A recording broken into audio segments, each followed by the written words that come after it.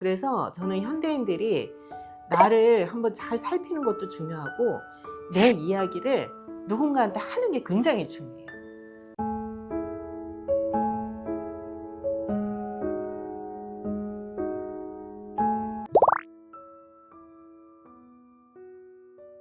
현대인들이 너무 자기 얘기를 안 해요.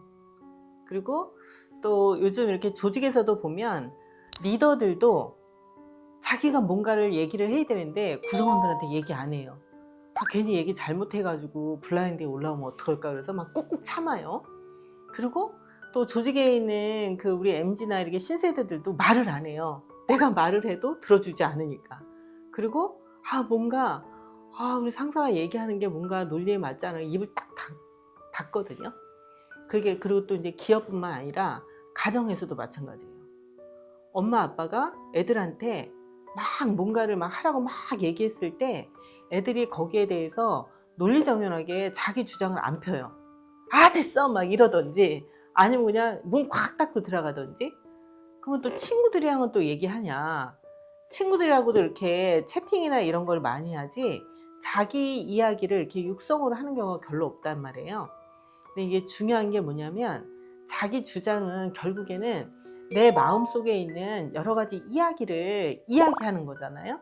근데 이제 이 자기 주장을 해버릇하지 않으면 어떤 일이 벌어지냐면 생각에 막 생각의 산이 높아지면서 이제 좌뇌를 막 쓰는 거죠. 그러면 머리가 막 터질 것처럼 많은 생각들이 쌓여. 그리고 굉장히 많은 감정들이 하루에도 막 수십 가지 수백 가지의 감정들이 올라오는데 얘를 하나하나씩 이렇게 알아봐 줘야 되는데 얘를 알아봐 주지 않고 그냥 방치해 놓는 거예요.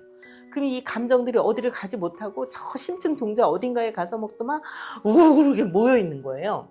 그리고 내가 원하는 게 있는데 이거를 또 정리하지 않으니까 이게 또 뭐 어딘가에 막 상상처럼 막 또 이렇게 엉켜 있어요. 근데 결국에 어떻게 되냐면 머리도 꽉 차죠. 감정의 박스도 꽉 차죠. 그리고 뭔가 풀지 못한 나의 욕구도 꽉 차죠. 그래서 그냥 꽉 차서 어느 날 갑자기 팡 터지는 거예요. 그게 뭐예요?